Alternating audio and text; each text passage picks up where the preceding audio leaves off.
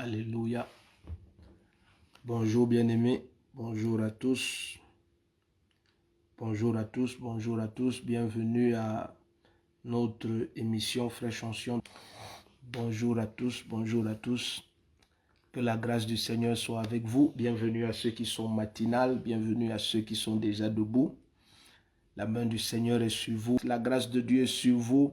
La main du Seigneur vous touche. Père, je prie au nom de Jésus-Christ ce matin, pendant que ton peuple est déjà nombreux connectés, que ton esprit, Seigneur, nous amène dans les profondeurs de la connaissance et de la compréhension de Jésus-Christ. Seigneur, ouvre notre intelligence, ouvre nos cœurs, ouvre notre esprit et laisse que ton nom soit glorifié pendant ces moments.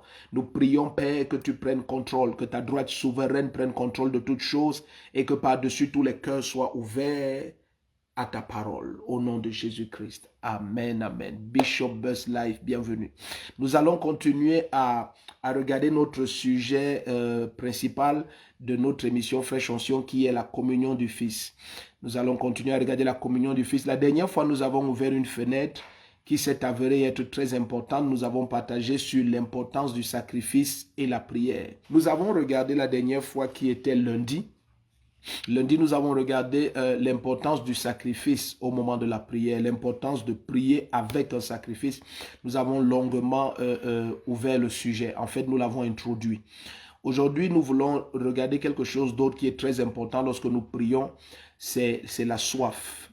C'est la soif. Combien as-tu soif? Lorsque nous prions, nous allons regarder l'aspect du désir, la force du désir lorsque nous prions, la force de la soif lorsque nous prions. Parce que c'est très important de comprendre que lorsque nous nous approchons du Seigneur, lui, il nous attend. Lorsque nous nous approchons de Dieu dans la prière, Amen, Pasteur Cathy est connecté, Raïssa Signing, Amen, Amen, Laure Karine, tu es béni, Rodrigue Mbomba, Micheline, Liliane, vous êtes tous la bienvenue. La grâce de Dieu est sur vous. Nina Manzuel, bonjour, comment ça va? Béatrice Mpessa, tu es béni. Ida Josiane Noah, comment ça va? Embrasse mon fils et les garçons. La grâce de Dieu est sur vous. Donc nous allons regarder l'importance de la soif et du désir lorsque nous prions. L'importance de la soif et du désir. La force, l'importance, la place de la soif et du désir lorsque nous prions. Le Seigneur va, par exemple, nous montrer lorsqu'il va entrer dans la ville de Jéricho que malgré qu'il y a cet aveugle de Bartimée qui est en bordure de route, le Seigneur voulait mettre à l'épreuve sa soif.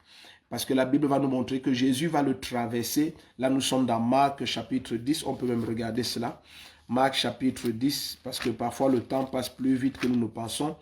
À peine l'émission a commencé, très souvent c'est terminé. Donc, il vaut mieux aller vite. Marc chapitre 10 à partir du verset 46. Encore une fois, bienvenue. Sandrine Suite, tu es la bienvenue. Rena Audrey Suzanne Barbara, bienvenue. Maman Sibel Désiré Madjo, bienvenue. Bienvenue. Nous sommes dans Marc 10 à partir du verset 46. Donc nous regardons ce matin l'importance de la soif et du désir. C'est très important. Bien aimé, il ne peut pas avoir d'enfantement sans grossesse. Il ne peut pas avoir d'enfantement sans grossesse. Ça veut dire que, de quoi je veux parler? En réalité, c'est de la soif que tu portes, c'est de l'intensité de la soif que tu portes que tu enfantes la grandeur. C'est de l'intensité de la soif que tu portes que tu enfantes la grandeur. Donc même le domaine de la communion avec le Seigneur, le domaine de la prière de communion avec le Seigneur, lorsque tu t'approches de Dieu, ta soif est capitale. Ta soif est capitale. Ce qui rend les moments de communion intenses, c'est la soif. C'est la soif, quel que soit le type de communion. Ce qui rend intense un moment de communion, c'est la soif avec laquelle la communion est faite. Si nous partageons par exemple de choses futiles, nous allons découvrir que notre communion ne sera pas très intense, notre échange ne sera pas profond. Mais si le sujet nous tient énormément à cœur, alors tout d'un coup nous aurons même besoin de nous retirer dans un lieu calme pour parler de façon profonde de ce qui nous tient tant à cœur. Donc ça vous montre que de façon même humaine, la communion est d'autant intense que le sujet est passionnel pour les deux. Je dis la communion même entre deux personnes est d'autant intense que le sujet de la communion est central, est crucial pour les deux. Il en est de même de la communion avec le Seigneur. Quelle est ta soif? Quelle est ta soif? N'oubliez pas que la profondeur appelle la profondeur. La parole du Seigneur va nous dire dans le livre de Ésaïe, au chapitre 42, la profondeur appelle. Donc c'est la profondeur qui invite la profondeur. S'il y a de la soif en toi, une intensité en toi, parce que parfois nous portons beaucoup de sujets, mais nous portons peu de soif. Nous portons des désirs qui ne sont pas suffisamment profonds. De quoi je veux parler? Vous voyez par exemple le cas de Anne. La Bible va nous parler tout à l'heure de Anne dans 1 Samuel chapitre 1. Anne était stérile. Anne était stérile, mais sa soif d'avoir un enfant n'était pas si intense que ça. Pourquoi? Parce qu'elle se contentait du fait que son époux, la Bible dit que Elkana, son époux, chaque fois qu'il achetait de la viande, il donnait une portion à Pénina, sa coépouse, et il donnait 2 portions à Anne. Donc, elle avait comme l'impression qu'elle est la femme spéciale dans le foyer. Elle est spécialement aimée par son mari, ainsi de suite. Jusqu'au jour où son mari va lui dire dans un accès de colère, mais suis-je l'Éternel qui t'a rendu stérile? Et c'est là où cette femme a compris que pendant que je suis en train de me contenter des doubles portions de viande que mon mari me donne, je n'ai toujours pas d'enfant. Parce que très souvent, nous nous créons des raisons de passer par-dessus la soif que le Seigneur veut que nous ayons. Ça veut dire qu'il y a par exemple des manquements dans ta vie, il y a des besoins dans ta vie. N'oubliez pas que le Père connaît ce dont nous avons besoin. N'allez jamais penser qu'un besoin est une faillite spirituelle. Non, être dans un besoin, ce n'est pas une faillite spirituelle. Regardez comment Jésus va parler dans Jean chapitre 16. Il va dire que demandez, vous recevrez afin que votre joie soit parfaite. Donc le Seigneur connaît que la joie n'est parfaite que lorsque certaines choses sont reçues. Donc, ne soyez jamais mal à l'aise d'avoir des soifs. Au contraire, comme nous avons dit il y a quelques minutes, l'intensité de la communion dépend de la force du sujet qui est traité par les deux qui sont en communion. Donc, lorsque tu t'approches du Seigneur, tu dois avoir une soif précise, une soif intense. L'autre jour, nous sommes dans Marc 10. C'est parce que c'est un sujet qui me tient beaucoup à cœur. Vous allez permettre que j'aille d'un sujet à l'autre comme ça. Donc, l'autre jour, par exemple, le Seigneur va leur dire quelque chose qui est fondamental par la bouche du psalmiste dans le psaume 63. Il va dire dans le psaume 63 que dans une terre aride et desséchée, il dit mon âme te cherche. Mon âme, il ne dit pas mon âme a besoin de l'eau. Non, il dit c'est toi que je veux. Là, je suis au début du psaume 63. Il dit, oh Dieu, tu es mon Dieu, je te cherche. Mon âme a soif de toi. Mon corps soupire après toi dans une terre aride, desséchée sans eau. La terre est aride, desséchée sans eau, mais son corps, au lieu de soupirer après l'eau, son corps soupire après l'Éternel. Vous voyez à quel point sa soif de Dieu était intense. Donc la communion est d'autant forte que la soif est intense. La communion est d'autant forte que la soif est intense. Combien profond est ton désir d'avoir ce que tu demandes? La parole du Seigneur va nous montrer tout à l'heure dans le livre de 1 Samuel 1 que Anne, à ce moment, est montée au temple et l'intensité de sa soif était tellement terrible que le souverain sacrificateur Élie a cru qu'elle était ivre. Oh, vous êtes la bienvenue, nous avons commencé directement ce matin. Donc nous regardons Pélagie Meyenge, tu es la bienvenue. Pardon, homme de Dieu, priez pour moi. Ma mère est décédée. Oh, toutes nos condoléances, bien-aimés, que la grâce de Dieu te fortifie. Oh, les ambassadrices, Marianne Anga, tu es la bienvenue. Éternel est mon berger, tu es la bienvenue. Gilles Fonquois, bienvenue. Bienvenue à vous tous qui nous rejoignez. La vie, Jonget Niambiada, tu es la bienvenue. Donc, j'étais en train de dire ce matin que nous partageons sur la place du désir et de la soif dans la communion. Donc, la communion est d'autant intense que le sujet qui est traité dans la communion est un sujet vital, central, capital pour les deux. Or, le Seigneur a établi que c'est la profondeur qui appelle une profondeur. Donc lorsque tu viens dans la communion avec le Seigneur et que ta soif est maximale, tu vas découvrir que la communion sera intense. Elle sera intense. Oh, Nam, comment va l'Angleterre? Pasteur Dim est connecté. Rachel Dumain, tu es la bienvenue. Annie Lorna aussi, tu es bénie. Pasteur Joseph, merci beaucoup, vous êtes tous bénis. Donc la grâce de Dieu est sur vous. Et nous avons commencé par regarder dans le psaume 63 à partir du verset 1. Il dit, dans une terre desséchée, aride, sans eau, mon corps même soupire après toi. Donc malgré qu'il n'y a pas d'eau, il ne dit pas mon corps soupire après l'eau. Donc ça te montre que le désir de l'âme est ce qui est capital. Quels que soient les manquements dans ta vie, quel est le désir de ton âme?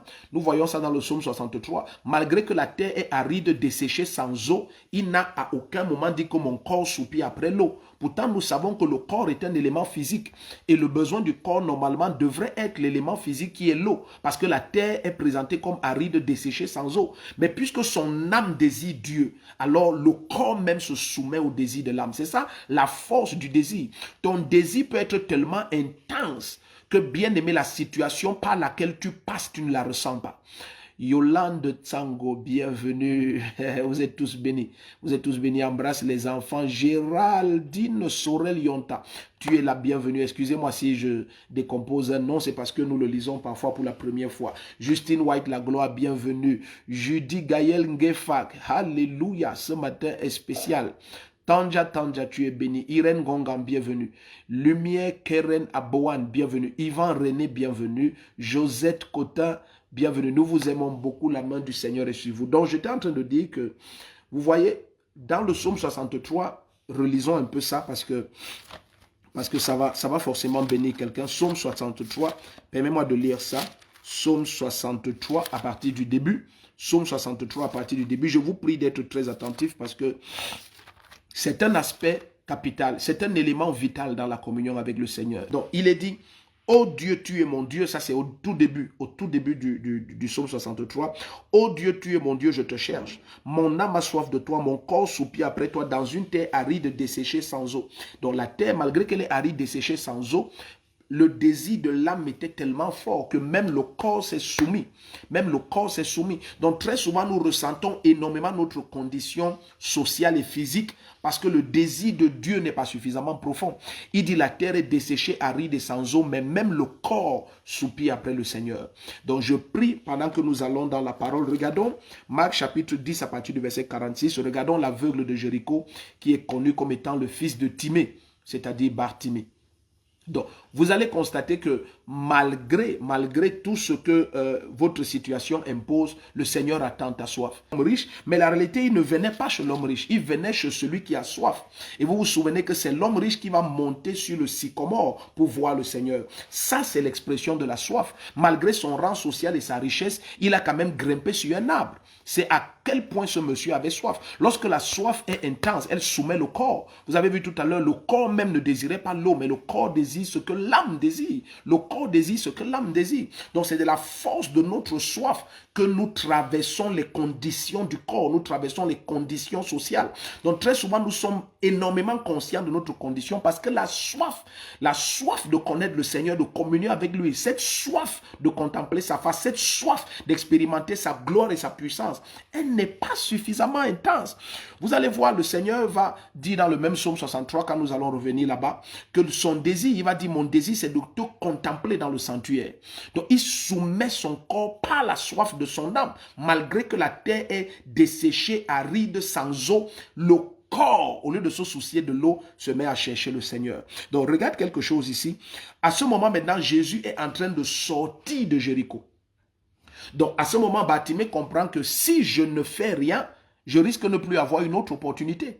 Mais est-ce que vous savez qu'un des problèmes que nous avons avec le désir et l'intensité du désir et de la soif, c'est que nous croyons toujours que nous avons tout le temps. C'est un mensonge que le diable a placé. Nous croyons toujours que nous avons tout le temps. À un moment donné, le prophète Ésaïe, au chapitre 2 et 5 même, il va dire que la gloire de l'homme, c'est comme la fleur des champs. Tu passes et elle a disparu. Elle a disparu. Le Seigneur va dire par le psalmiste que « Seigneur, apprends-moi à compter mes jours » parce que les jours de l'homme ne sont pas nombreux. Il dit « Les jours de l'homme ne sont pas nombreux ». N'oubliez pas que 1000 ans, c'est comme un jour dans la présence du Seigneur. Si 1000 ans est comme un jour, je te laisse les mathématiques simples et essaye d'imaginer ce que tes 100 ans peuvent représenter. C'est peut-être à peine 3 heures de temps. Donc, le temps que tu as est plus court que tu ne penses. Mais l'ennemi veut toujours te faire croire que tu as tout le temps. Écoute, c'est vrai que tu n'es pas déjà marié, mais tu as tout le temps. C'est vrai que tu n'as pas déjà ceci, mais tu as tout le temps. C'est vrai que non, bien-aimé. Non, bien-aimé. Le jour où tu écoutes la parole, c'est le jour de ton salut. Suivez bien ce que je suis en train de vous dire. C'est capital. Je viens par l'Esprit du Seigneur provoquer la soif. Il faut qu'il y ait une soif. Souvenez-vous, le Seigneur va dire, lorsqu'il va parler sur la montagne, ce célèbre message qu'il donne sur la montagne, ça a des titres différents selon les milieux religieux dans le livre de Matthieu chapitre 5. Il va dire, heureux ceux qui ont soif et faim, ils seront rassasiés. Heureux ceux qui ont... Donc c'est une grâce et une bénédiction d'avoir la soif. Vous allez découvrir que ce soit dans Ésaïe 44, je vous donne comme ça, vous pouvez noter pour lire après. Dans Ésaïe 44, à partir du verset 3 jusqu'à 4, il dit, je répandrai les eaux sur la terre assoiffée, je répandrai mon esprit sur la descendance de Jacob, sur la maison de Jacob. Il dit, ils vont prospérer au beau milieu des herbes comme les sols au bord de l'eau. Donc, bien aimé, la soif est capitale. La soif est capitale, l'intensité de ta soif est capitale pour la visitation du Seigneur. Lorsque Jésus, dans ce texte célèbre de Jean 7, à partir du verset 37, la Bible dit, le dernier jour de la fête, le grand jour, Jésus debout s'est écrié que celui qui a soif vienne. Et si tu te souviens que dans Colossiens 1, à partir du verset 19, il nous a montré que Jésus est la face, à partir du verset 15, pardon, jusqu'à 19, Jésus est la face visible du Dieu invisible. Donc si Dieu n'invite que les assoiffés, c'est pour te dire que la qualification pour l'intensité de la communion, c'est la soif. Jean 7, à partir du verset 37, Jésus, debout le dernier jour de la fête, le grand jour, s'est écrié que ceux qui ont soif viennent. Il n'a pas dit n'importe qui, il dit ceux qui ont soif. Combien intense pour le Seigneur est le qualificatif de la soif, au point où c'est ceux qui ont soif qui les invitent. Il veut dire, après toute cette semaine de célébration festive humaine, je suis sûr qu'il y a des gens dont la fête que nous venons d'avoir non satisfait en rien leurs attentes. Donc il dit ceux qui ont soif. À ce moment, il ne parle pas de la soif de la boisson, parce que souvenez-vous, c'est le dernier jour de la fête. Donc les gens ont bu de l'eau, les gens ont bu de l'alcool, ils ont bu du vin. Mais le Seigneur dit ceux qui, malgré tout ce qu'ils ont bu physiquement, ont soif. Donc à ce moment, la soif n'est pas la soif du corps, mais il parle de la soif dans l'âme. Parce qu'à ce moment, Jésus donne l'eau. Il dit ceux qui ont soif, qu'ils viennent à moi, je leur donnerai une eau. Permettez-moi de lire ça. C'est vrai que nous sommes dans Marc 10, mais comme je t'ai dit, parfois notre émission passe plus vite que nous ne pensons. Et évidemment, c'est de ça qu'on parle. On parle de l'infinie petitesse du temps. Tu as toujours l'impression que tu as du temps. Je viens te dire ce matin que tu n'as pas le temps. Tu n'as pas le temps. C'est une course qui est placée devant nous. C'est pour ça que la main du Seigneur est venue sur Élie et a amené Élie à courir plus vite, à arriver avant le roi. Et le roi Akab était sur les chevaux du roi. Et les chevaux du roi, c'était les chevaux les plus rapides. Donc là, je suis dans Jean chapitre 7. Regardez ce que Jésus dit, le verset 37. Le dernier jour, le grand jour de la fête, Jésus debout s'écria, si quelqu'un a soif, qu'il vienne à moi et qu'il boive. Si quelqu'un a soif, qu'il vienne à moi et qu'il boive. C'est le dernier jour de la fête. Les gens ont tellement pris du vin, pris de l'eau, pris des boissons, pris à manger. Mais malgré ça, Jésus dit, je sais qu'il y a des gens dont la soif n'est en rien liée aux choses physiques, aux choses matérielles. Il y a des gens dont la soif est spirituelle, dont la soif est de connaître le Seigneur. Et je sais que tu es une pareille personne. C'est pour ça qu'à une pareille heure du matin, tu es connecté. Nous n'avons pas tous les mêmes fuseaux horaires. Pendant qu'il est 5h18 ici au Cameroun, il est 4h18 ailleurs. Dans certaines parties du monde, il est même minuit. Certaines parties du monde, il est 12h. Il a dit 6h en avant, 6h en arrière, 3h, 2h, 1h, ainsi de suite. Donc, si à une pareille heure, tu es connecté, c'est déjà un signe que tu as soif. Mais bien aimé, développe ta soif. Ok, allons dans Marc 10 et on va voir, je crois Dieu qu'on va arriver jusqu'à voir comment est-ce qu'on développe sa soif. Et un des moyens de développer sa soif, c'est d'écouter un pareil message. Vous savez, ce à quoi vous exposez votre âme détermine l'entretien de votre soif. La parole du Seigneur va nous montrer tout à l'heure que le faire aiguise le faire. Le faire aiguise le faire, ça veut simplement dire que si vous êtes un assoiffé et vous avez l'habitude de communier avec des assoiffés, la soif mutuelle va entretenir votre soif. Je ne sais pas si vous comprenez. Le fait aiguise le fait. Dans notre contexte, c'est aussi simplement pour dire que si vous êtes un assoiffé, mais vous communiez avec quelqu'un qui est rassasié, vous allez découvrir que ça va affecter votre soif.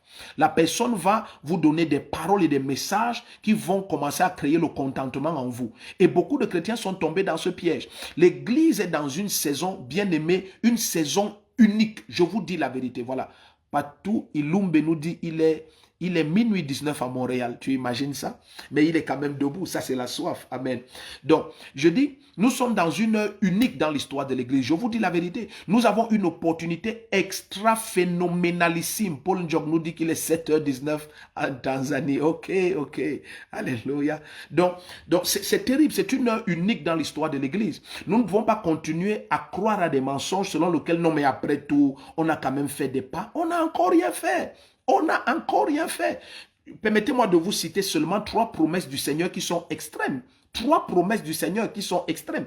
La première promesse du Seigneur que moi j'ai toujours trouvé extrême, c'est que Jésus est venu comme médiateur d'une alliance meilleure fondée sur de meilleures promesses. Dans le livre d'Hébreux 6 à partir du verset 9. Mais dans l'ancienne alliance, qui est l'alliance inférieure, la parole du Seigneur dit déjà que des nations viendront emprunter de l'argent. Est-ce que tu imagines ça? Des nations viendront emprunter de l'argent. Bien aimé, je vais aller très loin. Si on est encore au point où l'Église est sous le joug de l'oppression financière, mais le Seigneur est en train de dire que les nations viendront emprunter de l'argent. Je ne pense pas qu'un pays vienne vers un individu pour demander 100 francs. Donc ça, c'est par exemple une des promesses du Seigneur. Le Seigneur ne parle pas d'une fortune financière normale. Mais tu vois, l'ennemi peut t'amener au contentement et puis tu as l'impression que, ok, bon, après tout, je ne m'en dis pas. Mais le Seigneur t'a appelé à plus que ça. Le Seigneur veut que tu aies tout en abondance au point d'aider ceux qui sont dans le besoin. Et ceux qui sont dans le besoin, c'est parfois les nations. Il dit, les nations marcheront à la clarté de ton aurore. Dans Ésaïe 60, les nations marcheront à la clarté de ton aurore. Écoute, deuxième chose. Une deuxième promesse que j'ai toujours trouvée terrible. Dans le livre du prophète Zacharie, par exemple, au chapitre 12, il dit, le temps vient où 10 hommes de tous les peuples vont saisir un chrétien et vont dire, allons à la maison, amène-nous à la maison de ton Dieu, parce que nous écoutons tout ce qui se passe là-bas. Vous imaginez, l'évangélisation va arriver à un point où ce sont les nations qui vont courir vers nous. Pour le moment, quand tu observes l'évangélisation, c'est nous qui courons vers les nations. Je ne sais pas si vous avez soif de voir la parole. N'oubliez pas que dans Ésaïe 62, il dit à partir du verset 6 à 9 que sur tes murs, Jérusalem, j'ai posté des gardes. Vous qui faites appel au souvenir de l'Éternel, pas de répit pour vous et ne lui en donnez aucun jusqu'à ce qu'il rétablisse Jérusalem et en fasse un sujet de louange sur la terre. Je dis, première chose extraordinaire, Dieu veut que ta fortune financière soit à un tel point que les pays, les nations viennent vous demander de l'argent. Je vais ouvrir une parenthèse qui est terrible. C'est parce que vous, parfois les chrétiens, je ne sais pas, je n'ai pas envie de dire quelque chose de blessant, mais parfois nous les chrétiens, nous jouons énormément. Quelqu'un est dans notre temps en train d'acheter le sceau de la santé et de persécuter les nations. Ça vous rappelle pas Aman? Aman, avec sa fortune financière en son temps, avait acheté le sceau royal pour tuer les Juifs. C'est dans le livre d'Esther. Aman était devenu financièrement puissant au point d'acheter le sceau du roi. Le sceau du roi. Aujourd'hui, on parle d'un certain individu qui est parvenu à acheter le sceau de l'Organisation mondiale de la santé et imposer et dicter le système de santé des nations. Mais quand est-ce que tout ça s'est passé? Quand est-ce que tout ça s'est passé? C'est quand les justes dormaient. Quand est-ce que l'ivraie est sémé? Si j'avais tout le temps, j'irais dans Matthieu 13. L'ivraie a été sémé par les fils du malin lorsque les serviteurs dormaient. Lorsque l'église dormait. Lorsque l'église dormait, une chose que nous savons bien faire dans l'église, c'est se combattre, c'est nous injurier entre nous. C'est d'une bassesse, le niveau est tellement bas, le niveau de soif que les chrétiens ont pour Jésus est très bas. Et lorsque quelqu'un n'a pas une soif suffisante, évidemment son âme se préoccupe des choses périphériques. Oui, écoutez, d'où viennent les commérages? Les commères ont une chose en commun. Les commères n'ont rien à faire de leur âme. Lorsque ton désir est particulièrement fort, il y a des distractions que tu ne constates pas. Donc j'ai dit une deuxième promesse de Dieu qui devrait susciter la soif permanente dans l'église. La première, je vous ai parlé d'une fortune financière au point où c'est les nations qui viennent emprunter de l'argent. Pourtant, ça c'est une promesse dans une alliance inférieure. Mais regardez la deuxième chose, c'est que le Seigneur dit qu'il y a une évangélisation qui vient dans une saison où la gloire de Dieu dans l'église sera tellement forte que 10 païens vont saisir un chrétien. Ils ne vont même pas te permettre de raisonner. Ils vont te dire, tu nous amènes dans votre église là aujourd'hui. Ce qui se passe là-bas, nous on veut aller. C'est dans le livre de Zacharie, je vous dis. À des moments, on se laisse égarer dans beaucoup de choses. On se laisse perdre dans beaucoup de choses. Et certains ont comme l'impression qu'après tout, il y a quand même des choses qui ont été faites. Non, bien-aimé, non, n'aie pas cette impression. Développe ta soif et continue à courir. Développe ta soif et continue à courir. Alléluia. Ok, lisons ça ensemble. Lisons ça ensemble. C'est dans Zacharie 8. Excusez-moi, ce n'est pas Zacharie 12. Zacharie 8, verset 21 à 23. Zacharie 8, ça c'est une deuxième chose. Je vous ai dit, je vais vous parler de 3 choses terribles. Les 3 suffisent pour que ta soif soit d'une voracité, permets mon langage, d'une voracité croissante. Que tu aies une soif vorace. Mon français est parfois étrange, voracique. Que tu aies une soif voracique, c'est-à-dire que tu aies un désir qui dépasse ta capacité à te contenir toi-même. Regarde ce qui est dans Zacharie 8, verset 21 à 23. Il dit, les habitants d'une ville iront à l'autre en disant, allons implorer l'Éternel et chercher l'Éternel des armées. Moi aussi j'irai. Verset 22. Et beaucoup de peuples et de puissantes nations viendront chercher l'Éternel des armées à Jérusalem et implorer l'Éternel. Vous savez, les juifs spirituels d'après Romains 3, c'est nous. Ce n'est pas ceux qui ont la circoncision dans la chair. C'est nous qui avons la circoncision du cœur. Verset 23. Ainsi parle l'Éternel des armées. En ces jours-là, 10 hommes de toutes les langues des nations saisiront un juif. Ils le saisiront par le pan de son vêtement et diront, nous irons avec vous car nous avons appris que Dieu est avec vous. Le temps vient où 10 personnes de tous les peuples puissants vont saisir un chrétien. C'est-à-dire que tu es un chrétien, permettez mon langage, ce n'est pas que c'est un petit pays, mais tu es un chrétien né de nouveau en Centrafrique, et puis on apprend que des Américains, des Français, des Canadiens, des Japonais sont en train de te chercher, de t'attraper. Tu nous amènes à l'église aujourd'hui. C'est de ça qu'il est question. Mais bien aimé, nous sommes encore très loin de ça. Nous sommes encore très loin de ça. Ça, c'est une deuxième chose. Une troisième chose qui est terrible, dans le même livre de Zacharie, là c'est le chapitre 12 vraiment, le Seigneur dit qu'il arrivera en ce jour-là que celui parmi vous qui va trébucher sera comme David. Et il dit, et la maison de David sera comme Dieu. Donc il y a un temps qui vient dans ce monde où les chrétiens auront développé une telle soif et qui va les amener à un tel niveau de domination que le dernier chrétien, celui qu'on va dire qu'il a échoué, sera comme David. Oh, David n'a jamais perdu de guerre. David a gagné 66 batailles. David a extendu Israël comme jamais. Ce sont des promesses terribles. Regardez, nous sommes dans Zacharie 12. Oh, Harabashiko Mahande Lebrohosia, verset 8. Zacharie chapitre 12, verset 8. Il dit, en ce jour-là, l'Éternel protégera les habitants de Jérusalem. S'il y en a un qui trébuche parmi eux, il en sera en ce jour-là comme David. Et la maison de David sera comme Dieu, comme l'ange de l'Éternel devant eux. Donc, je prie au nom de Jésus-Christ que la parole du Seigneur développe cette soif. Je t'ai dit une chose qui garde la soif, qui rend permanent la soif et croissante la soif. La première chose, le fer aiguise le fer. C'est ce que tu passes le temps à écouter. Tu vois, passe le temps à écouter des hommes qui ont soif de Dieu. Passe le temps à écouter des hommes qui ne se satisfont pas de ce que le Seigneur a déjà fait avec eux. Des hommes qui ont toujours soif de plus. Passe le temps à écouter des hommes qui vont aiguiser ta soif. Des hommes qui vont aiguiser ta soif. Notre temps peut ne pas être long, mais bien aimé, je veux quand même par l'Esprit de Dieu te donner le maximum. Parce que ça, c'est une clé majeure pour une intense communion avec le Seigneur, la soif.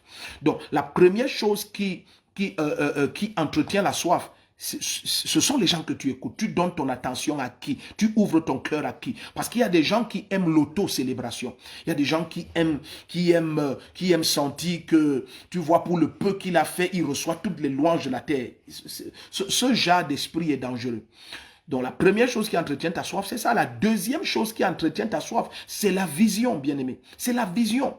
Aie une vision que tes mains ne peuvent pas accomplir. Aie une vision qui provient de la parole du Seigneur. Le Seigneur va dire par exemple à Abraham que si tu peux compter les étoiles du ciel, essaye d'écouter. Le Seigneur va donner un songe à Joseph qui va lui montrer la lune, le soleil et 11 étoiles se prosterner à ses pieds. Ça, c'est lorsque Dieu te donne des songes. Ça, c'est lorsque Dieu te donne des visions. Il ne s'agit pas des choses ordinaires, bien-aimé. Quelqu'un de bien constitué et de normal humainement parlant ne peut pas rêver que la lune et le soleil et 11 étoiles se prosternent à ses pieds, même seulement à cause de l'intellect qui te montre que la lune et le soleil et toutes ces choses sont des milliers de fois pour le soleil plus grand que la terre. Mais bien aimé, lorsque ta vision est grande et profonde, tu vois au-delà de l'intellect de l'homme. Tu vois au-delà du raisonnement et des capacités humaines. Donc, une deuxième chose qui entretient la soif, c'est la vision. Le Seigneur dit à Abraham, compte les étoiles au ciel, ta descendance sera aussi nombreuse. Compte les étoiles au ciel. Ça veut dire qu'Abraham ne pouvait pas avoir Ismaël qui est parti et le Seigneur ne le compte pas. Ça, c'est le fils d'Abraham. Et Abraham a pour fils Isaac. Il ne veut pas se contenter d'Isaac et dit qu'après tout, j'ai quand même un enfant. J'ai attendu pendant des dizaines d'années. Bon, Dieu m'a béni. Non, non. Il a vu une descendance aussi nombreuse que les étoiles au ciel. La parole du Seigneur va aller jusqu'à dire de la bouche de Jésus dans Jean chapitre 8 qu'Abraham a désiré voir mon jour et il a vu. Imaginez la soif qu'il y avait dans cet homme. La Bible dit que malgré qu'il marchait à Canaan, il cherchait la cité dont l'Éternel est le bâtisseur. Il ne cherchait pas une cité terrestre. Cet homme n'était pas en quête des choses terrestres. Sa soif était, permettez mon langage, voracique, terrible. Tu dois avoir une soif qui te consume et te dévore. On voit ça dans la vie du Seigneur. Jésus entretenait sa passion pour la maison du Seigneur. La parole du Seigneur révèle le concernant que la passion de la maison le consumait comme un feu. Ça le consumait comme un feu. Un homme qui a soif est un homme consumé de l'intérieur. Il y a un saint feu à l'intérieur. Il y a une sainte flamme à l'intérieur qui brûle dans ton âme. Qui brûle dans ton âme. N'oubliez pas, je vais vous lire quelque chose qui est terrible. Allons dans Apocalypse chapitre 3. Vous allez voir. Vous allez voir le danger de cette génération, le danger que cette génération court. C'est un danger terrible. Moi, j'appelle toujours ça le danger de Laodicée. J'appelle ça le syndrome de Laodicée. Et tu vas comprendre pourquoi c'est appelé comme ça. J'appelle ça comme ça le syndrome de Laodicée, de Laodicéen syndrome. C'est l'un des syndromes que Satan utilise pour tuer des chrétiens, pour détruire l'église en cette fin de temps. Mais je prie que pour toi, ce syndrome ne t'atteigne jamais. C'est un virus spirituel d'une capacité de destruction massive inimaginable. Regarde, nous sommes dans Apocalypse 3, versets 14 à 16. Apocalypse chapitre 3, versets 14 à 16. Écrit à l'ange de l'église de Laodicée, voici ce que dit l'Amen. Et il ne dit pas ça à Laodicée pour rien. Il dit, je suis l'Amen, celui qui met le sceau à toute la parole, à toute révélation. Voici ce que dit l'Amen, le témoin fidèle et véritable, l'auteur de la création de Dieu.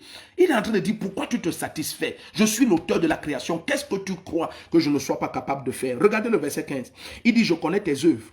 Tu n'es ni froid ni bouillant. Tu n'es ni froid ni bouillant. Il dit, si seulement tu étais froid ou bouillant, regardez, continuons la lecture, ça va toucher ton âme. Quand je lis ça chaque fois, je dis, Seigneur, protège-moi du syndrome de Laodicée, protège-moi de ce virus. Il dit, ainsi, parce que tu es tiède et que tu n'es ni froid ni bouillant, il dit, je vais te vomir de ma bouche. Écoutez, ça, c'est Jésus qui parle. Il dit, donc Jésus a des chrétiens qu'il va vomir de sa bouche. Et la raison, c'est quoi? Tu vas voir, ils n'ont aucune soif. Ils se sentent arrivés. Regarde le verset 17. Il dit, parce que tu dis, voici la raison pour laquelle il vomit quelqu'un. Il dit, parce que tu dis, je suis riche. Est-ce que c'est clair maintenant? Est-ce que c'est clair? Quelqu'un qui est d'une pauvreté au point où un pays ne peut pas venir lui emprunter de l'argent, mais il est quand même capable de dire qu'il est riche. Tu mesures ta richesse à quoi? Ça veut dire que c'est une église qui est en compétition avec le monde. Avec le monde. S'il a aussi une voiture, il a aussi une maison, il a aussi voyagé, il a aussi allé en Europe, il a allé aux États-Unis, il a une maison en France, donc il est riche. Tu es pauvre. Tu es riche selon qui? Lorsqu'aujourd'hui on vient jusqu'à dire que ces chrétiens qui cherchent l'argent, quel argent? Quel argent? Quel argent? Quel argent? Quel argent? Lorsque la parole du Seigneur dit dans 2 Corinthiens 8, verset 9, de riche qu'il était, il s'est fait pauvre, afin que de sa pauvreté vous soyez enrichis. Vous savez à quel moment Jésus était pauvre? C'est lorsqu'il marchait sur terre. Et dans sa pauvreté, il avait un comptable. Je dis ce que Dieu appelle la pauvreté. C'est un état où Jésus a quand même un comptable. Et on appelle ça sa pauvreté. Lorsque tu dis que tu es riche, tu parles de quoi exactement? Est-ce qu'il y a un pays qui vient t'emprunter de l'argent? Ok, laissez-moi continuer. Parce que le monde est devenu tellement le référentiel de l'église qu'aujourd'hui, quand tu écoutes des chrétiens parler, tu crois que leur référentiel, c'est la parole de Dieu. Tu es riche selon qui? Selon Dieu? Selon qui? Même financièrement parlant, là, tu es riche selon qui? Donc, bien aimé, développe la soif. Commence à voir les grandes visions. Commence à voir des visions divines. Vois au niveau de Dieu. Écoute, suis-moi ça. Apocalypse 3, regarde le verset 17. Il dit, parce que tu dis, je suis riche. Je me suis enrichi et je n'ai besoin de rien. Et parce que tu ne sais pas que tu es malheureux, misérable, pauvre, aveugle et nu. Dieu dit, tu dis que tu es riche, tu t'es enrichi. Il dit, tu es malheureux, misérable, pauvre, aveugle et nu. Malheureux, misérable, pauvre, aveugle et nu. C'est Dieu qui parle, nous avons lu ensemble. Il dit, je te vomis parce que tu dis que tu es riche. Pourtant, tu es malheureux, misérable, pauvre, aveugle et nu. Mais regarde ce qui amène plusieurs chrétiens dans le contentement. Et leur moment de prière n'a aucune intensité. Leur moment de communion n'a aucune intensité. Leur passion pour la maison du Seigneur n'a aucune intensité. Parce qu'il a la conviction qu'il est arrivé. Maintenant, il se sent important. Maintenant, il marche doucement. La parole du Seigneur nous dit, par exemple, à la bouche du prophète Jérémie au chapitre 30, que comment est-ce que les jeunes hommes en Israël sont enceintes. J'ai vu des jeunes gens avec les mains sur les hanches. Tu vois, ça, c'est quand tu as l'impression que tu es arrivé. Maintenant, tu te prélasses et te prélasses. Quelqu'un doit crier dans son homme intérieur et dire, Seigneur, j'ai soif du niveau supérieur. J'ai soif du niveau supérieur. Amène-moi dans un niveau supérieur de ta gloire. Il dit, ne te tais pas jusqu'à ce que tu deviennes un sujet de louange sur la terre. Pas au ciel, non. Un sujet de louange sur la terre. Tu es un sujet de louange au ciel dès lors que tu te convertis. La louange, la joie, la célébration va au ciel dès lors qu'une âme se convertit. Mais bien aimé, Dieu veut qu'après ça, tu sois un sujet de louange sur la terre. Si ce message est trop dur pour toi, je te dis la vérité, réécoute-le, réécoute-le, réécoute-le, jusqu'à ce que le Saint-Esprit soumette ce qui est résistant dans ton âme. C'est la voix de Dieu pour cette saison, pour l'église. Il dit à l'église de Laodicée, il adresse le syndrome que j'appelle syndrome de Laodicée. Il dit, vous pensez que vous êtes riche? Vous êtes pauvre, vous êtes aveugle. Et lorsque tu penses que tu es arrivé, tu es riche, tu deviens tiède. C'est pour ça qu'il y a beaucoup de chrétiens tièdes. C'est pour ça que vous avez souvent l'expérience dans l'église de quelqu'un, dès qu'il se marie, sa foi change. Parce que son but, c'était le mariage. Écoute la bassesse de l'objectif de quelqu'un. Écoute la bassesse d'un objectif. Quand tu te maries en réalité, en dehors de toi, que ça réjouit, qu'est-ce que ça change dans le royaume de Dieu? Le mariage est terrestre. N'oublie pas ça. Le mariage n'est pas sans valeur, il est très important. Mais il est terrestre. Nos mariages permettent à Dieu de perpétuer la sainte descendance. Mais bien aimé, il faudrait que tu voies plus loin que ça. Ne résume pas ta foi à Jésus-Christ, à un poste, à une maison, à un rang social. Non, mais de quoi il est question? Le Seigneur te parle de la domination sur les nations. Je vous ai pris un seul exemple. Je dis comme il en était déjà au temps d'Esther. Un homme seul, Aman, se lève et est devenu tellement puissant financièrement qu'il achète le sceau royal. Ça ne vous rappelle rien de ce qui se passe de nos jours en 2021 et depuis la pandémie 2020 où vous voyez un homme devenu financièrement effrayant pour les nations, un homme tutoyé et menacé les chefs d'État. Quand est-ce que l'église s'est endormie à ce point? Oh non, nous sommes devenus ceux, si un chrétien lève la tête financièrement, oh il est entré dans la sorcellerie, il a touché ceci. Écoute, je vais même vous poser une question, ça c'est vraiment de vous à moi en toute humilité. Citez-moi un chrétien qui est financièrement riche. Selon Dieu, sur cette terre maintenant, il n'y en a pas un. Il n'y a pas un né de nouveau qu'un pays puisse aller voir et lui dire prête-nous de l'argent. Est-ce que vous savez de quoi nous sommes en train de parler lorsqu'on parle de la parole de Dieu? Parce qu'on a amené la parole de Dieu à devenir un petit raisonnement humain. Parce que peu de chrétiens ont soif. Peu de chrétiens s'agenouillent et crient à Dieu. Vous savez, Jésus avait tellement soif de la gloire du Père que sa sueur coulait, c'était des grumeaux de sang. Ça, c'est le maximum de la soif. Ton âme à l'intérieur est dévorée par un feu.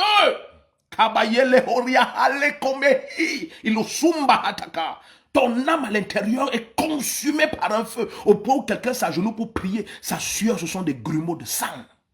C'était à ce point. Et c'est de ça qu'il est question.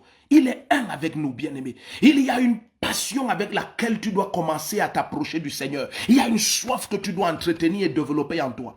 Je te dis, première chose qui entretient ta soif, ce sont les gens avec qui tu communiques, ceux que tu écoutes. Le fer aiguise le fer. Allons dans Ecclésiaste lire ça, pourquoi pas? Alléluia. Le fer aiguise le fer. C'est le fer qui aiguise le fer. Alléluia.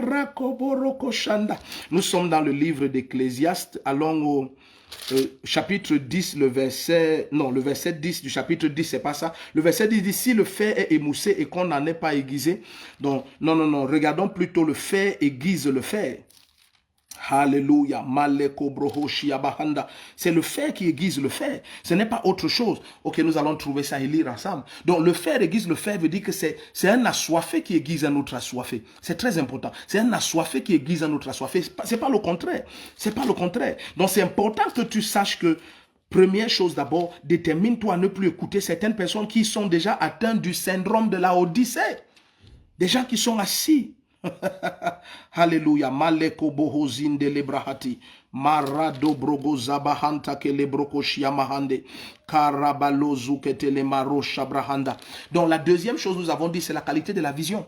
C'est la qualité de la vision. C'est très important que ta vision soit divine. Que ta vision soit divine. C'est très important que tu aies une révélation dans la parole qui soutienne ton âme, comment dire ça, qui garde ton âme dans une posture prosternée devant le Seigneur. Une posture de quête permanente d'une gloire supérieure. Ça, c'est la force de la vision. C'est la vision qui supprime cette pensée de contentement et de tiédeur spirituelle. Et une troisième chose qui est capitale, s'il vous plaît, suivez très bien. Une troisième chose qui est capitale et que très peu de chrétiens connaissent, c'est de beaucoup prier en langue. C'est de beaucoup prier en langue. Quand tu pries énormément en langue, tu soutiens et bâtis ton âme.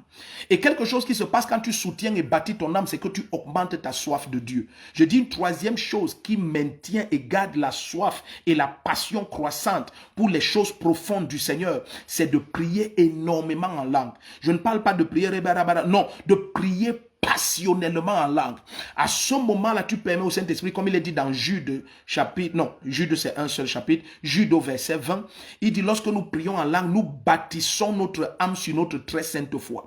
Donc tu amènes ton âme dans une mesure supérieure de soif, une mesure supérieure de soif. La grâce de Dieu est sur vous. Donc, nous avons dit, première chose qui entretient ta soif, ce sont d'autres assoiffés que tu écoutes. Deuxième chose, des visions divines que tu reçois. Troisième chose, prie énormément et passionnellement et intensément en langue. C'est très important, c'est très très important.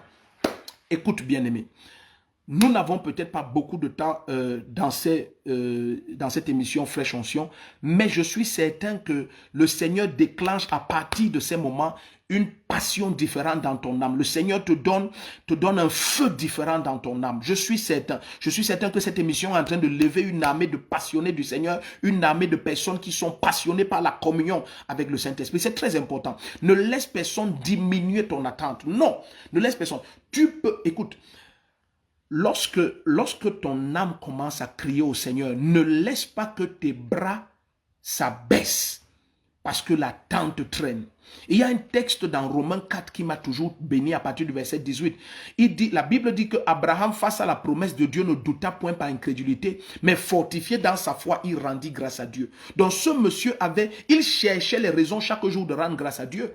Mais il ne rendit pas grâce à Dieu parce qu'il était exaucé physiquement. L'enfant n'était pas dans ses mains. Mais face à la promesse, il rendait toujours grâce à Dieu. Il se rappelait de ce que Dieu a dit. Et malgré que ça fait 10 ans qu'il attend, il dit « Wonderful, Dieu a dit ça, Dieu a dit ça. » Et il est fortifié en lui-même. Tu vois, bien aimé, quelle que soit la longueur des années pendant lesquelles tu as crié pour un sujet au Seigneur, ne laisse personne venir te dire que peut-être Dieu n'exauce pas parce que ce n'est pas sa volonté. Non, c'est la volonté de Dieu qu'Abraham conçoive. Mais est-ce que je peux te dire quelque chose? C'est à 100 ans qu'il a conçu. C'est à 100 ans qu'il a conçu de Sarah. C'est à 100 ans. Sarah avait 90 ans lorsqu'elle porte son premier bébé. Je ne sais pas si tu sais que ce Dieu n'a pas changé. Tu imagines une femme de 90 ans tenant un enfant en main. Ce n'est pas à 90 ans qu'elle attend l'enfant. Peut-être elle a 50 ans, 60 ans de mariage. Donc permettons-nous de faire des petites mathématiques. Ça va faire 60 ans que cette femme attend un enfant. Mais la Bible dit que face à la promesse de Dieu, Abraham ne douta point. Il ne douta point. Je ne doute point que le temps vient où les nations, les pays vont s'enregistrer pour faire des prêts d'argent. Des prêts d'argent. Si tu es aussi d'accord, dis un vrai amen. Oui, je ne doute point que le temps vient où 10 personnes des nations puissantes vont saisir mes vêtements pour dire amène-nous à la maison de ton Dieu. Je ne doute point. Je ne doute point. Lorsque la foi saisit la parole. Vous savez ce que le Seigneur dit? Le Seigneur dit quelque chose de terrible à Siméon. Il dit parce que tu as cru, tes yeux verront la rédemption d'Israël. Est-ce que vous savez ça? Donc, lorsque tu crois, tu es qualifié non seulement pour voir, mais pour jouir de cela. Lorsque tu crois, vous vous souvenez dans le livre de 2 Rois 7, la parole du Seigneur va venir par le prophète Élisée et va dire que parce que tu n'as pas cru, tu verras, mais ne jouiras pas. Donc, les gens qui ne jouissent pas, c'est ceux qui ne croient pas. Lorsque tu crois, le Seigneur veille à ce que sa parole ne retourne pas à lui sans avoir accompli ce pourquoi il a été envoyé. Pourquoi? Parce que ton âme a saisi la parole.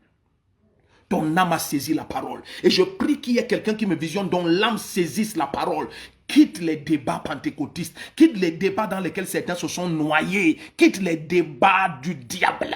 La parole du Seigneur dit, faites attention à ceux qui font des discussions de noms et de personnes. Faites attention, éloignez-vous d'eux. Éloigne-toi de ceux dont le seul passe-temps, c'est de mal parler des serviteurs de Dieu, des oints de Dieu. Pourquoi il ne mal parle pas de ceux qui souffrent, de ceux qui n'ont aucun résultat? Vous n'avez pas remarqué qu'il ne mal parle que de ceux que l'Esprit de Jésus est en train de susciter petit à petit? Ça te montre quelque chose. Ça te montre quelque chose. Et n'oublie pas, je vais te montrer quelque chose qui va te bénir. Allons dans le livre de Daniel. Excuse-moi de courir comme ça, c'est parce que souvent notre émission, elle n'est pas longue comme on pense. Donc, on doit courir. Alléluia. Supporte un peu. Regarde quelque chose dans le livre de Daniel chapitre 9. Daniel chapitre 9. Lorsqu'on parle de l'abomination, de la désolation, lorsqu'on parle de l'esprit d'Antichrist, lorsqu'on parle de l'esprit d'Antichrist, les 70 semaines de Daniel, regardez ce qu'il va faire pendant ce temps-là. Regardez ce qui est en train de se passer maintenant. Daniel chapitre 9, verset 27. Il dit, il fera avec beaucoup une solide alliance d'une semaine. Vous comprenez? Je vous montre l'esprit qui est déjà à l'œuvre. Il fera avec beaucoup une solide alliance d'une semaine. C'est pour dire que cette alliance va durer 7 ans. Regardez bien. Et durant la moitié de la semaine, il fera cesser le sacrifice et l'offrande. Vous voyez un peu? C'est l'esprit là qui est déjà à l'œuvre. Qu'est-ce que l'esprit qui est à l'œuvre maintenant contre l'église est en train de faire? L'esprit qui attaque les oints de Dieu, qu'est-ce que c'est en train de faire? Ils veulent faire cesser le sacrifice et l'offrande. Oh, ne donnez pas, ne donnez pas, ne donnez pas. Ces pasteurs veulent s'enrichir, ces pasteurs veulent s'enrichir. Bien aimés, ceux qui sont propriétaires des boîtes de nuit, des cabarets, des snacks. En fait, même je tiens les termes très purs parce que nous sommes enfants de Dieu. Nos bouches ne peuvent pas et ne doivent jamais dire n'importe quoi. Mais bien aimé, il y a des gens qui ont des industries de l'impudicité et de l'impureté. Pourquoi personne ne mal parle de leur fortune financière? Il y a des satanistes officiels qui se pavanent et se prévalent d'appartenir au diable. Pourquoi personne parmi ces gens ne s'offusque de leur fortune financière? Ça te montre que c'est un esprit antichrist. Fais attention. Je te le dis de tout mon être. Faites très attention. Faites très attention à l'esprit qui veut bloquer l'exécution, la manifestation, la glorification de la parole de Jésus-Christ dans ta vie. Faites très attention. Nous sommes dans un tournant dangereux pour l'histoire de l'Église. Et le temps vient, je le sais de tout mon être, où le Seigneur lève des hommes et des femmes qui seront plus puissants que des pays. Plus puissant qu'une nation. Un individu plus puissant qu'un pays. Et pas n'importe quel pays, plus puissant que le plus puissant des pays, un individu. Et la personne est maintenant connectée à cette émission. Je te dis, bien-aimé, que tu la suives maintenant ou que tu la suives après, alors ne laisse pas quelqu'un te charger du syndrome de Laodicée. Kaborahindo brahate kumahanda la brosiaba, le mando gozibahata. Toi qui nous rejoins, tu es la bienvenue. Alléluia. Tu es la bienvenue, tu es la bienvenue. Tu es la bienvenue. Vous savez, c'est terrible de voir ce qui se passe. Je vous dis la vérité, c'est terrible de voir ce qui se passe. C'est terrible de voir comment ils se lèvent tôt et se couchent tard. Et mangent le pain d'affliction. Ils se lèvent tôt et se couchent tard. Et leurs inquiétudes ne tournent qu'autour de l'argent. Mais dès lors que l'Esprit du Seigneur veut adresser ce sujet dans la parole, par le Saint-Esprit, à la gloire de Jésus-Christ, tu commences à voir des réactions de l'Esprit d'Antichrist. Je prie au nom de Jésus-Christ que tu sois différent. Je prie au nom de Jésus-Christ que tu sois de cette génération, que l'Esprit de Jésus lève en cette fin des temps, afin que la parole de Dieu vienne à pleine manifestation. Rien ne pourra te bloquer, je te le dis de tout mon cœur, rien ne pourra te bloquer. Que ça plaise au diable et à tous ses alliés et ses enfants ou pas. Je te dis, tu te lèves et tu deviens plus puissant qu'un pays. Ne regarde pas là où tu te trouves. Lorsque Joseph a accepté le rêve que le Seigneur lui a donné. Joseph n'était qu'un petit-fils de berger. C'était un enfant détesté même par ses aînés. Mais Joseph est devenu celui dans les mains de qui les Égyptiens se vendaient. Vous imaginez ça? Donc le tout, c'est que tu es la vision divine. Je dis, Joseph est devenu celui dans les mains de qui les Égyptiens se vendaient. Les Égyptiens se vendaient à Joseph. Vous imaginez un peu? Il y a quelqu'un qui va me visionner maintenant ou après. Je te dis au nom puissant de Jésus, tu vas devenir plus puissant qu'un pays. Vois-le, crois-le, accepte-le. Cette émission s'appelle Fraîche Onction parce que quelque chose de frais, de neuf, de jamais vu, de jamais pensé, de jamais médité, de jamais entendu, de jamais conçu va se faire avec quelqu'un. Et si cette personne c'est toi, écoute, réécoute, réécoute, réécoute cette émission et vois ce que l'Esprit de Jésus-Christ va faire.